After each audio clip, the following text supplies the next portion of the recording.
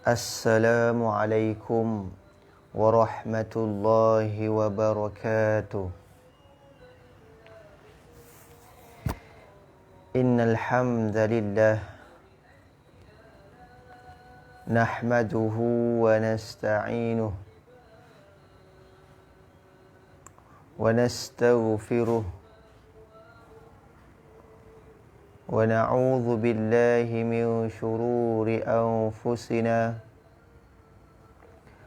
wa min sayyiati a'malina. Man yahdihillahu fala mudilla lahu wa man yudlil fala hadiya lahu. Ashhadu an la ilaha illallah wahdahu la sharika lah wa ashhadu anna sayyidana Muhammadan abduhu wa rasuluh. Allahumma salli ala sayyidina Muhammad wa ala ali sayyidina wa maulana Muhammad. Amma ba'd. Faya ibadallah, ittaqullah, ittaqullah, ittaqullah. Usikum wa iyaya bitaqwallah, faqad fazal muttaqun. Qala Allah Ta'ala fi kitabihil aziz, wa ma umiru illa liya'budullaha mukhlishina lahuddin. وَمَا أُمِرُوا إِلَّا لِيَعْبُدُوا اللَّهَ مُخْلِصِينَ لَهُ الدِّينَ حُنَفَاءَ وَيُقِيمُوا الصَّلَاةَ وَيُؤْتُوا الزَّكَاةَ وَذَلِكَ دِينُ الْقَيِّمَةِ.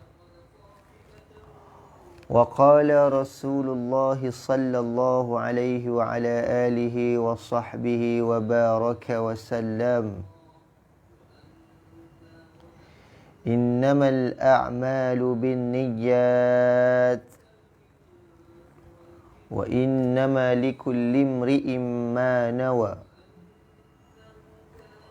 فمن كانت هجرته إلى الله ورسوله فهجرته إلى الله ورسوله.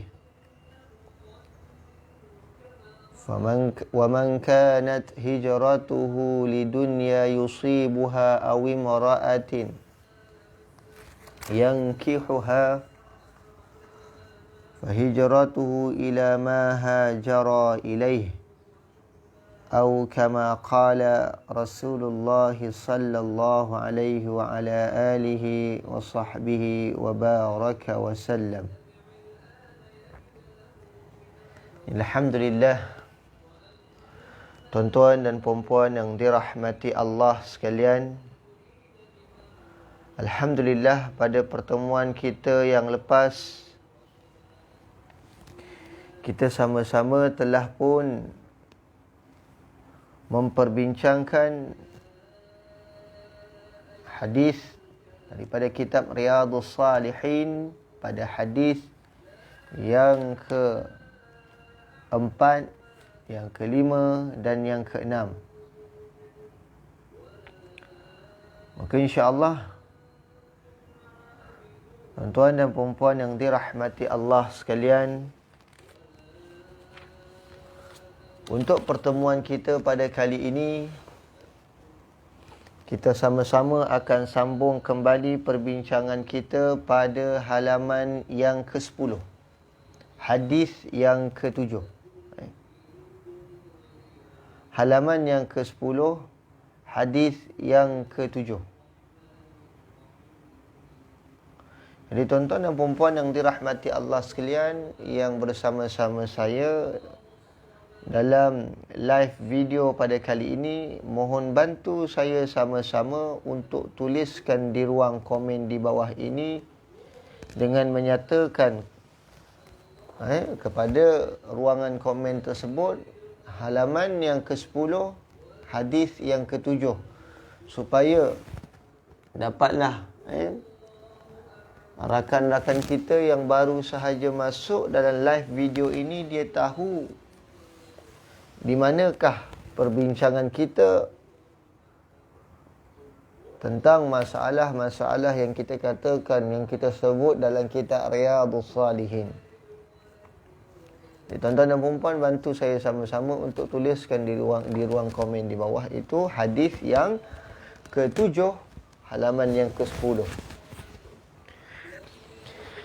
Baik, kita akan bacakan hadis yang ke-7, halaman yang ke-10 dalam kitab Riyadhus Salihin, insya-Allah, min kalami Sayyidil Mursalin, yang mana kitab ini kita sebut berulang-ulang kali, kitab yang dikarang oleh Syekhul Islam Muhyiddin Yahya bin Sharaf An-Nawawi rahimahullahu taala.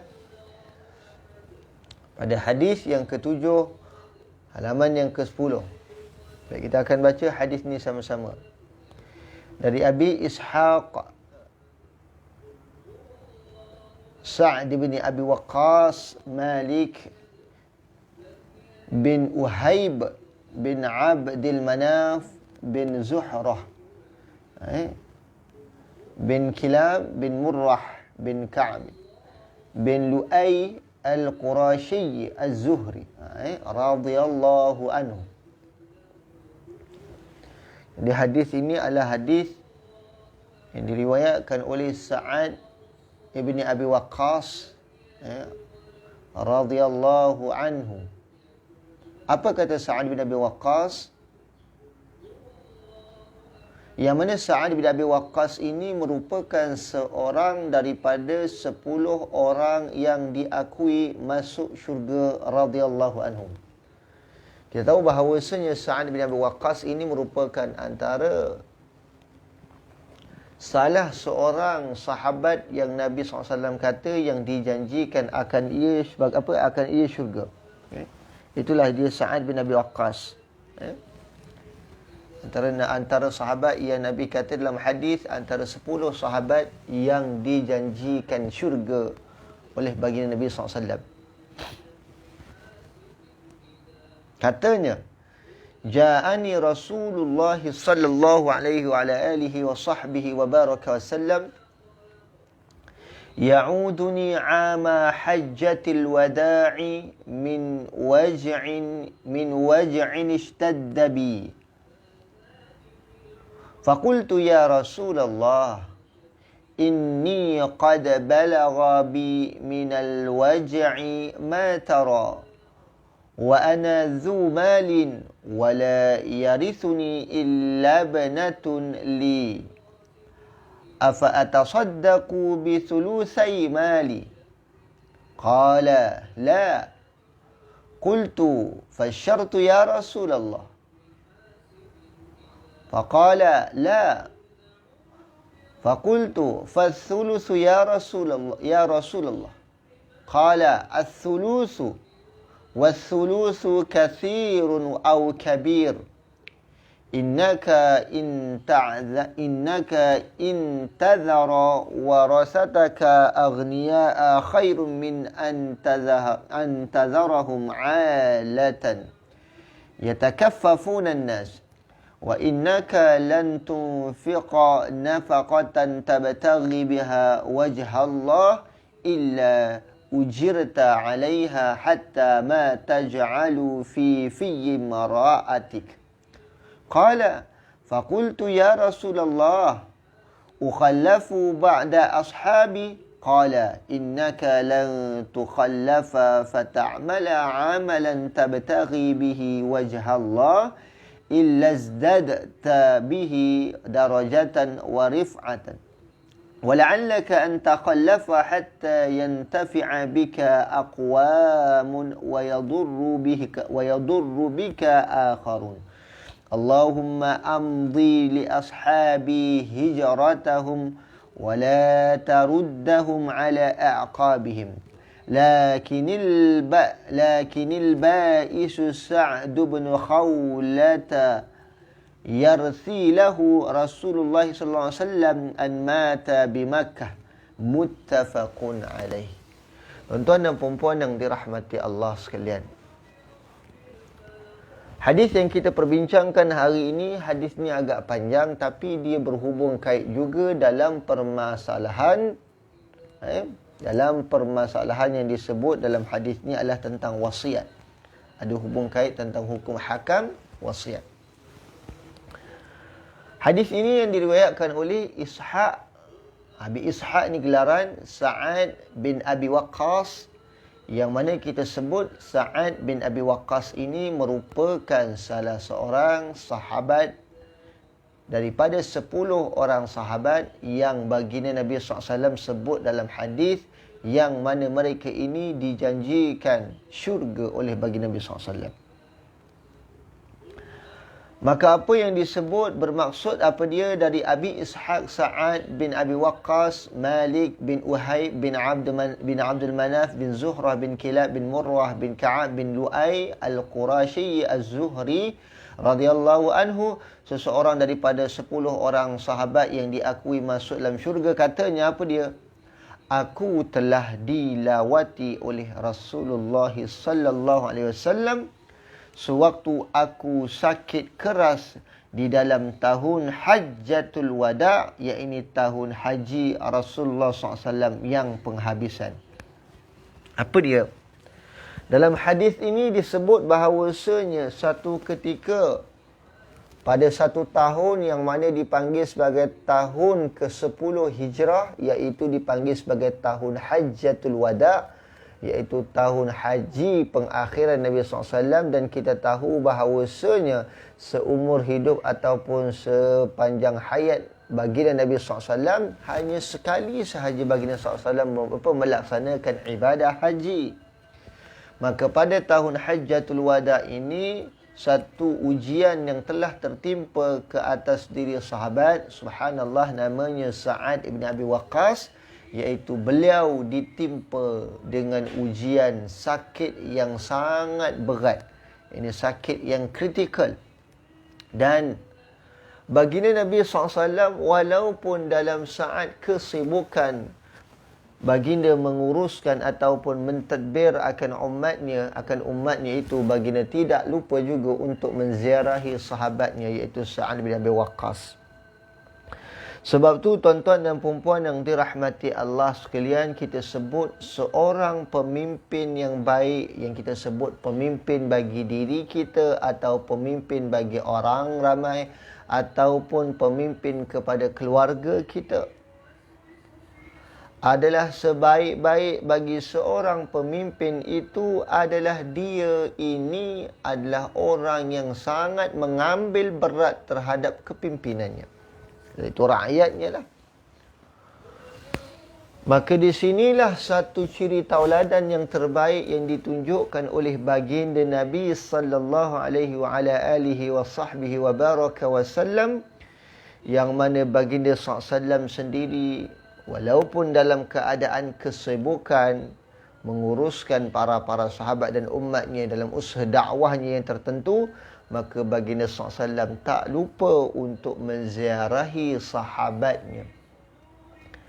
Dan ini adalah satu perkara yang boleh membuahkan hasil, iaitu sekira-kira kita menziarahi orang sakit, maka di sini juga nanti insya-Allah kita akan bincang ada antara adab-adab yang disebutkan oleh para ulama tatkala kita menziarahi orang yang sedang sakit. Apa dia antara disebut adab-adab bila mana kita ziarahi orang yang sedang sakit? Maka banyaklah kita memberikan akan mereka itu nasihat-nasihat yang baik. Janganlah kita menambahkan lagi rasa duka cita terhadap orang yang sakit. Memberikanlah kita kepada dia itu akan khabar-khabar yang baik kepada diri mereka. Itu adab bila kita ziarah orang yang sedang sakit. Dan mendoakanlah kita kepada orang yang sedang sakit. Mudah-mudahan Allah berikan kesembuhan ke atas diri mereka. Dan janganlah kita mengumpat atau mencerca atau menghina akan orang yang sakit itu sendiri. Dan cara yang paling terbaik bila mana kita ziarah orang yang sedang sakit, sebaiknya kita ziarah dengan kita membawa hadiah supaya tidaklah dia rasa duka cita. Maka inilah sikap ataupun akhlak baginda Nabi sallallahu alaihi wasallam tatkala baginda menziarahi sahabatnya iaitu Sa'ad ibn Abi Waqqas, yang mana kita tahu Sa'ad ibn Abi Waqqas ditimpa ujian oleh Allah Subhanahu wa taala akan sakit yang amat berat pada Hajjatul Wada', iaitu haji pengakhiran, iaitu tahun yang akhir Nabi sallallahu alaihi wasallam sebelum baginda sallallahu alaihi wasallam wafat. Maka kata Sa'ad bin Abu Waqqas, kata apa? Kataku, ya Rasulullah, sebagaimana yang Tuan lihat, sesungguhnya penyakitku ini telah berat. Kita tengok seorang sahabat yang mana dia telah ditimpa atau diuji oleh Allah Subhanahu wa taala dengan sakit yang sangat berat. Kita tengok sifat para sahabat ini bila diuji oleh Allah Subhanahu wa taala dengan satu sakit yang sangat berat, mereka ini tak pernah lupa kepada Allah. Ini sifat para sahabat. Dan para sahabat apabila diuji oleh Allah Subhanahu wa taala dengan sakit, maka makin bertambah lagilah keimanan mereka kepada Allah. Makin berat ujian dan makin berat sakit mereka itu, makin dekat mereka kepada Allah Subhanahu wa taala. Subhanallah. Ini merupakan satu sifat, satu akhlak yang sangat yang terbaik. Yang mana sifat ini sifat yang patut kita ikuti dan patut kita teladani, yang patut kita ambil pengajaran. Sebab tak ramai di antara kita yang bila mana dia sakit. Ramai di antara kita yang Allah uji mereka dengan sakit. Ada daripada kalangan kita yang Allah uji mereka dengan sakit. Pada awal waktu dia sihat, dia ingat dan dekat kepada Allah. Bila dia sakit, dia bertambah jauh kepada Allah Subhanahu wa taala. Ada juga orang yang sakit ke sihat ke dia sama je. Ada orang waktu sihat dia kufur, waktu sakit dia bertambah kufur. Ada orang yang waktu sihat dia kufur, waktu sakit dia bertambah dan mengubah dirinya kepada iman. Ada orang yang waktu sakit dia beriman dan dia waktu dia sihat dia beriman, dan waktu dia sakit makin bertambahlah imannya kepada Allah Subhanahu wa taala. Tuan-tuan dan puan-puan yang dirahmati Allah sekalian. Di sinilah penilaian yang patut kita nyatakan atau yang patut kita lihat pada diri kita. Adakah kita ini adalah orang yang bila waktu sihat ingat Allah, waktu sakit lupa Allah? Ataupun orang yang ketika ia sihat, dia dah lupa Allah, waktu sakit makin lupa kepada Allah? Ataupun orang yang waktu sihat, dia ingat Allah, waktu sakit juga dia ingat Allah? Ataupun orang yang waktu sihat lupa Allah, waktu sakit baru ingat Allah? Maka orang yang paling terbaik adalah ketika dia sihat dan ketika dia sakit, dia sentiasa ingat kepada Allah Subhanahu wa taala. Subhanallah. Itu satu perkara yang patut kita nilai balik dan patut kita Ambil pengajaran buat diri kita. Sekarang kita sihat, kita jadilah orang yang ingat kepada Allah sentiasa. Nanti bila kita sakit, kita diuji oleh Allah SWT. Jadilah kita orang yang ingat kepada Allah Ta'ala juga dalam keadaan sihat maupun sakit. Ini satu suri tauladan, satu bentuk yang ditunjukkan oleh para sahabat, satu nilai yang baik yang ditunjukkan oleh para sahabat kepada diri kita untuk kita sama-sama mengambil pengajaran. Maka kata Sa'ad bin Abu Waqqas, kata apa? Ya Rasulullah, sebagaimana yang Tuan lihat, sungguhnya penyakitku ini telah berat dan saya ada mempunyai harta tetapi tidak berwaris selain seorang anak perempuan. Allahu Akbar. Satu pengajaran yang baik lagi. Sebab tu dalam harta waris ini, kata ulama, dia merupakan suatu perkara yang penting. Bila mana kita mati, kita kena tinggalkan sedikit kepada waris kita supaya waris kita itu mempunyai nilai ataupun mempunyai wang ataupun harta sedikit. Kita jangan jadi orang yang berfikiran bila mana memperbincangkan soal harta, kita kata dia kepada apa, kita kata ia gila harta ke tidak. Kerana masalah harta ini adalah satu hukum yang dibincangkan oleh para ulama sendiri dalam hukum-hukum Islam. Kerana adalah kita sebut sebagai harta itu adalah satu perkara yang juga akan dihitung oleh Allah Subhanahu Wa Taala di akhirat kelak. Ada orang yang hidup dekat dunia bahagia, tapi bila dah meninggal dunia dia tak bahagia sebab anak beranak bergaduh sebabkan harta. Ada yang anak beranak yang tidak bahagia sebab apa? Sebab dibiarkan ia dalam keadaan kemiskinan. Ada juga yang mengatakan bila ayah kita mati, jangan duk cerita pasal harta, kita tengah sedih. Tidak. Sebenarnya dalam Islam itu sendiri, apabila berlakunya kematian setelah sempurnanya urusan pengebumian jenazah, maka di waktu tersebutlah kita kena bincangkan tentang urusan harta. Kerana harta waris ini, tuan-tuan, adalah merupakan satu perkara yang sangat penting. Kerana kita tak tahu bila lagi masa kita akan berjumpa dengan ahli keluarga kita. Sebab itulah kita kena bersegera dan kita lantiklah peguam-peguam ataupun badan-badan yang berautoriti untuk menguruskan harta tersebut. Tapi kehebatan diri para sahabat, sebelum beliau ataupun Sa'ad bin Abi Waqqas ini meninggal dunia, maka dia dah sebut dahulu dan dia dah bertanya kepada pemimpin. Ini tak ramai orang buat, tuan-tuan. Mungkin ibu atau ayah yang mana waktu hayat dia dah jumpa kepada ahli yang pakar tentang bab harta ini. Dalam bab pembahagian harta, dalam bab faraid atau sebagainya.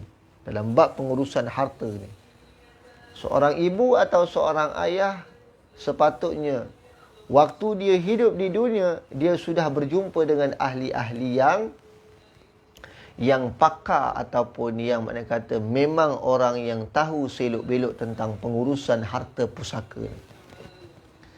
Dalam bab faraid dia kena. Sahabat yang tak pernah kita katakan merupakan orang yang dekat dengan Allah juga setelah Nabi SAW, sebelum beliau wafat, dia jumpa Sa'ad bin Abi Waqqas radhiyallahu anhu jumpa dengan Nabi SAW, bertanyakan tentang masalah hartanya. Kita dekat dunia, soal harta kita tak tanya kepada ahlinya. Tak. Kita urus tadbir harta kita sendiri, lantaran pengurusan harta kita itu jadi rosak dengan sebab kita tak faham tentang selok-belok pengurusan harta kita sendiri. Maka dengan ini satu pengajaran yang baik apa dia, tuan-tuan? Nak mati sahabat itu sendiri, dia ingat, dia tak nak nanti di akhirat nanti didakwa tentang masalah tersebut. Nak lepas, iaitu meninggal dalam keadaan yang kosong, tidak ada apa-apa lagi. Melainkan yang dibawa hanya amal kebaikan juga. Maka kata Sa'ad bin Abu Waqqas, apakah saya akan bersedekah dengan 2/3 hartaku. Ini makna kata wasiat lah. Sa'ad ibn Abi Waqqas, dia ada harta. Beliau bertanya kepada baginda Nabi SAW, apakah daripada keseluruhan hartanya 2/3 tu dia nak bersedekah. Dia nak sedekahkan 2/3-nya harta itu kepada, mungkin pada fakir miskin, ataupun mungkin dia berwasiat. Maka apa kata Nabi SAW? Tidak. Jangan kita sedekah atau wasiatkan 2/3 harta. Maka tanya lagi Sa'ad bin Abi Waqqas, adakah separuh ya Rasulullah? Tadi 2/3. 2/3, Nabi kata banyak sangat tu kalau kau pergi sedekah ataupun wasiat. Maka kata Sa'ad bin Abi Waqqas, adakah separuh daripada hartaku? Nabi kata tidak. Maka kata Nabi SAW, tidak. Maka Sa'ad bin Abi Waqqas tanya lagi, adakah 1/3? Maka baginda SAW menjawab, 1/3. Ya, betul. Kalau nak wasiat ke 1/3 juga. 1/3 kita boleh wasiat. Tapi kalau 2/3 wasiat ataupun separuh daripada harta kita wasiat, kata Nabi SAW, itu tidak dibenarkan. Dan kata Nabi SAW, dengan kita berwasiat 1/3 itu banyak atau besar nilainya. Maka kata Nabi SAW, sesungguhnya engkau lebih baik meninggalkan waris-warismu sebagai orang kaya daripada engkau tinggalkan mereka ini bangsat, iaitu fakir atau miskin. Yang mana mereka ini mengemis-ngemis kepada orang dan kau tidak pernah sekali-kali membelanjakan sesuatu perbelanjaan untuk mencari keredaan Allah Ta'ala yang tidak diberi pahala kerananya. Tu kita takut tu. Adik-beradik bergaduh. Bila mana ayah dah meninggal dunia, ibu dah meninggal dunia, bergaduh, berebut tentang soal harta. Ini puncanya apa? Mereka ini kurang didikan tentang agama. Sepatutnya bila ibu dan ayah mereka itu telah meninggal dunia, maka mereka membahagikanlah harta pusaka ayahnya dan ibundanya. Itu menurut faraid yang telah ditetapkan, menurut syarak. Dan berjumpalah mereka dengan badan-badan yang berkuasa, yang ini badan-badan yang mana yang pakar dalam masalah tersebut.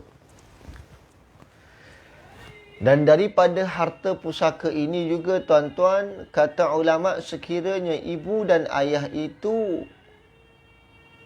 dia mewariskan ataupun dia mewasiatkan, sebagai contoh, sebelum dia meninggal dunia, dia buat wasiat, dia kata 2/3 hartanya ini adalah untuk diwasiatkan kepada si fulan atau si fulan, ataupun dia kata separuh daripada harta ini diwasiatkan kepada si fulan bin fulan.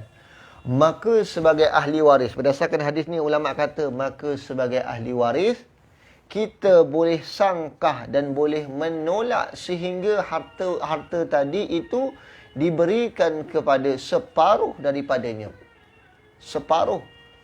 Diberikan kepadanya 1/3 daripadanya. Tu kata Nabi, apa kata para ulama. Contoh saya sebut.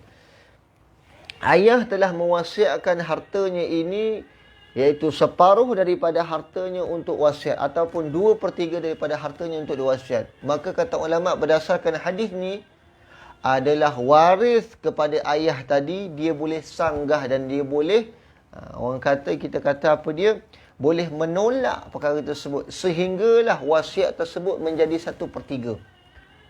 Kerana 2/3 itu untuk pengurusan perkara-perkara lain seperti bayar hutang atau sebagainya, pengurusan jenazah atau sebagainya, dalam perkara-perkara yang nak membawa kepada kita nak menyelesaikan urusan-urusan si mati, dan juga akhir nanti natijah daripada bakinya itu akan dibahagi-bahagikan menurut kaedah faraid. Ini Nabi sebut. Maka Nabi sebut lagi sekali, janganlah kamu, wahai Sa'ad bin Abi Waqqas, membiarkan keluarga kamu itu dalam keadaan miskin, dalam keadaan mengemis. Biarkanlah mereka itu berada dalam keadaan kaya. Kaya yang dimaksudkan di sini juga apa? Kaya dari segi sudut harta, akhlak dan pertimbangan diri. Maka Nabi kata lagi, hingga apa yang kau berikan pada isterimu juga, maka wasiat itu, maka faraid itu juga perlu kepada anak-anak dan isteri juga. Kemudian kataku lagi, ya Rasulullah, adakah saya ditinggalkan di belakang sahabat-sahabatku, ya Rasulullah? Sa'ad bin Abi Waqqas tanya kepada Nabi SAW, ya Rasulullah, adakah aku ini ditinggalkan daripada sahabat-sahabat aku, ya Rasulullah, ke belakang? Tuan-tuan, Sa'ad bin Abi Waqqas belum meninggal dunia lagi, tuan-tuan, tapi dah risau dan dah khawatir, tuan-tuan. Takut dia jadi sahabat yang paling ke belakang. Tuan-tuan, dalam amal ibadah ini, adakah kita pernah rasa perkara begitu?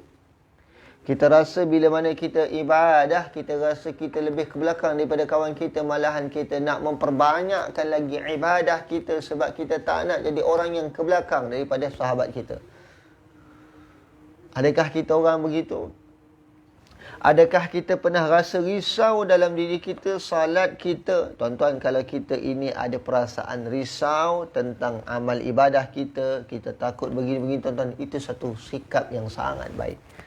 Kerana dengan ada sikap begitu, tuan-tuan, ianya boleh menambahkan lagi rasa kita untuk meningkatkan daya ibadah kita kepada Allah Ta'ala.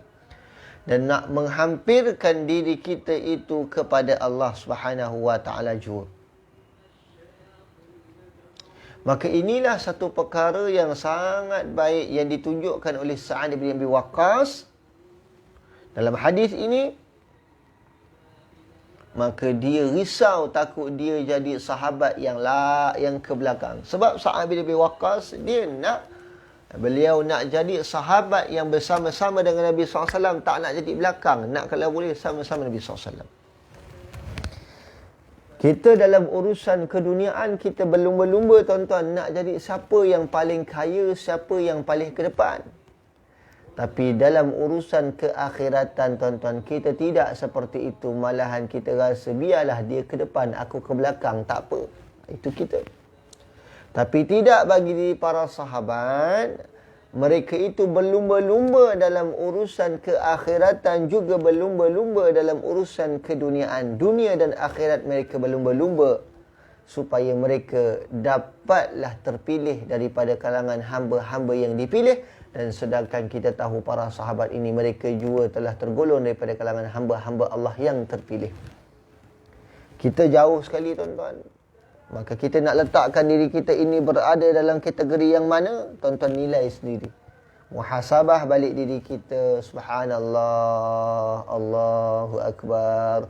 Letakkanlah balik pada diri kita ini daripada kalangan orang yang bersungguh-sungguh melaksanakan ibadah kita, mengejar urusan akhirat dan urusan dunia kita semata-mata mencari ridha dan rahmat daripada Allah Ta'ala. Maka kata Sa'ad bin Abi Waqqas tadi, kata, ya Rasulullah, adakah saya ditinggalkan di belakang sahabat-sahabatku? Baginda SAW menjawab, apa kata baginda SAW? Sesungguhnya engkau tidak sekali-kali ditinggalkan. Kemudian kau beramal dengan satu amalan untuk mencari keridhaan Allah, melainkan bertambah-tambahlah dengan itu pangkat dan ketinggianmu. Allahu Akbar. Ini perkara yang banyak dan berulang-ulang kali saya sebut, tuan-tuan. Laksanakanlah kita akan sesuatu ibadah mencari ridha dan rahmat Allah Ta'ala. Maka kita ini akan diangkat darjat oleh Allah Subhanahu Wa Ta'ala dengan setinggi-tinggi darjat. Sebab tu saya sebut beza orang yang buat ibadah sebab nak cari ridha dan rahmat Allah. Kata ulama, mereka ini akan dapat ridha dan rahmat Allah. Juga Allah, seperti mana yang Allah Subhanahu Wa Ta'ala janjikan, mereka juga akan dapat pahala daripada Allah Subhanahu Wa Ta'ala. Tetapi adapun kalau kita buat ibadah sebab semata-mata nak mencari ataupun nak dapatkan pahala Allah, tapi kita tak nak cari redha dan rahmat Allah, maka kata ulama, kita akan dapat pahala seperti mana yang telah Allah Subhanahu Wa Ta'ala janjikan kepada diri kita. tetapi belum tentu lagi kita akan memperoleh ridha ataupun rahmat daripada Allah. Sebab tu orang yang benar-benar beribadah semata-mata mencari ridha dan rahmat Allah, maka hati mereka ini akan sentiasa rasa tenang. Sebab apa tuan-tuan dan puan-puan yang dirahmati Allah sekalian? Sebab mereka yakin dan percaya bahawasanya dalam setiap urusan mereka ini Allah Subhanahu wa taala ada bersama-sama mereka. Sebab tu mereka tak risau, mereka tidak khawatir. Mereka rasa kehidupan di dunia ini adalah merupakan kehidupan sebagai satu jambatan atau titian yang sementara untuk mereka menuju kepada alam yang kekal abadi, iaitu alam akhirat. Maka inilah jalan-jalan yang kita sebut jalan-jalan yang ditempuh oleh para salihin, orang-orang salih yang terdahulu daripada kita. Mereka menempuh akan jalan-jalan ini. Syariat mereka tak tinggalkan, tetapi mereka membawa syariat itu dengan cara yang sebenar. Maka disebutkan, barangkali engkau tertinggal sehingga beroleh manfaat denganmu beberapa kaum dan beroleh kesusahan yang lainnya. Maka Nabi pun berdoa, Ya Allah, habiskanlah untuk sahabat-sahabatku hijrah mereka dan janganlah engkau kembalikan mereka ke tempat mereka datang dahulu. Tetapi Sa'ad ibnu Khawlah, Rasulullah SAW belas terhadapnya kerana dia telah mati di Makkah. Nabi doa kepada sahabat tadi, iaitu kepada sekalian para sahabat, supaya mereka ini mati dalam keadaan husnul khatimah. Sebab tu tadi saya sebut antara adab orang yang menziarahi akan orang lain, maka apa yang perlu dilakukan tuan-tuan adalah kita kena mendoakan dia dengan doa yang baik-baik, tuan-tuan. Dan adab kita ketika kita menziarahi orang yang sedang sakit, jangan kita menambahkan lagi duka citanya. Kalau ditanya dengan hal yang sekian-sekian, maka kita jawablah dengan hal yang boleh menggembirakan hatinya. Sebagai contoh, kalau dia kata dia sakit, kita kata Allah sayang kau sebab kau adalah merupakan orang yang dipilih oleh Allah untuk dapat sakit. Ada orang yang sakit, dia nak sihat. Ada yang orang sihat, dia nak sakit. Tapi alim ulama kita, para ulama kita yang terdahulu, mereka rasa kalau mereka itu lebih suka untuk mereka sakit. Kenapa? Mereka tahu bila mana mereka sakit, Allah telah pandang mereka dengan sebaik-baik pandangan. Allahu Akbar. Maka di sinilah yang kita boleh ambil pengajaran, tuan-tuan, berdasarkan hadis yang agak panjang, iaitu disebutkan, ini pengajaran hadis yang disebutkan oleh para ulama, kita tidak boleh bersedekah atau berwasiat lebih daripada 1/3 harta. Kerana apa? Nabi sebut dalam hadis ni, yang mana kata ulama mafhumnya, kerana 2/3 harta lagi itu adalah untuk hak waris yang tinggal. 2/3. Termasuklah urusan jenazah dan sebagainya, bayar hutang dan sebagainya. Maka hikmah yang kedua, kelebihan apa kesimpulan yang boleh kita ambil daripada yang kedua ini, apa dia? Kita ni kalau boleh Allah beri royalty ataupun Allah beri umur yang panjang, maka manfaatkanlah umur kita yang lebih itu dengan berbuat kebajikan di dunia. Maka itulah sebaik-baik daripada kalangan hamba. Orang yang makin banyak, makin bertambah umurnya, makin bertambah dekatlah ia kepada Allah. Dan kalau dah diberikan subsidi umur, diberikan kepada mereka itu subsidi umur, maka bertambah dekatlah mereka kepada Allah. Makin bertambah banyaklah mereka itu berbuat kebajikan. Tapi kita khawatir kalau makin bertambah umur kita, makin umur atau tambahan umur itu boleh merosakkan kita dan mengakibatkan kita jauh daripada Allah. Dan ini yang kita khawatirkan kerana hal yang kita sebut, yang semua tadi perkara ini, dia ada hubung kaitnya dengan persoalan ataupun dengan perhubung kaitan dengan masalah niat kita. Sebab tu kita kata niat yang suci, iaitu ikhlas pada niat, niat yang bersih itu tidak boleh dicampur adukkan dengan hal-hal yang membawa kepada kekufuran kita terhadap Allah Subhanahu wa taala. Niat yang suci bersih itu tidaklah boleh dicampur adukkan dengan perbuatan yang tidak baik. Melainkan niat yang suci bersih itu perlulah disertakan dengan perbuatan yang juga membawa kepada perbuatan yang bersih juga, tuan-tuan. Maka inilah yang mendatangkan natijah, tuan-tuan. Kita sebut, apabila sebut saja soal niat, niat ini adalah sesuatu hal yang jatuhnya pada hati-hati kita. Sebab tu permulaan niat yang baik, dia akan mendatangkan natijah yang terbaik pada akhir daripadanya itu, tuan-tuan. Orang yang buat ibadah sebab niatnya baik semata-mata kerana Allah, maka hati mereka ini akan sentiasa tenang. Dan orang yang membersihkan, orang-orang yang menyucikan niat mereka dengan semata-mata ikhlas kerana Allah Ta'ala, secara automatik mereka ini telah menyucikan hati mereka. Mereka telah membersihkan hati-hati mereka. Sebab tu peranan yang sangat penting dalam kita ini, kehidupan sehari-harian kita, dalam menempuh kehidupan kita, seperti mana kita keluar daripada rumah kita untuk bekerja, kita buat ibadah satu perkara, kita bangun daripada tidur kita, maka perbaikilah akan niat kita. Daripada kita bangun daripada tidur sehinggalah kita nak tidur kembali, niat kita itu perlu kita perbaiki dan perhalusi, dan hendaklah kita sentiasa memperbaharui akan niat kita supaya tujuan kita semata-mata mencari ridha dan rahmat Allah. Ingat, tuan-tuan, lakukanlah ibadah kita, buatlah setiap urusan ataupun melaksanakan amal ibadah, amal kebaikan kita semata-mata mencari ridha Allah dan rahmat Allah. Maka insya-Allah kalau kita berbuat demikian, tuan-tuan, insya-Allah kita juga akan tergolong dalam kalangan orang-orang yang juga dipilih oleh Allah Subhanahu wa taala juga, tuan-tuan.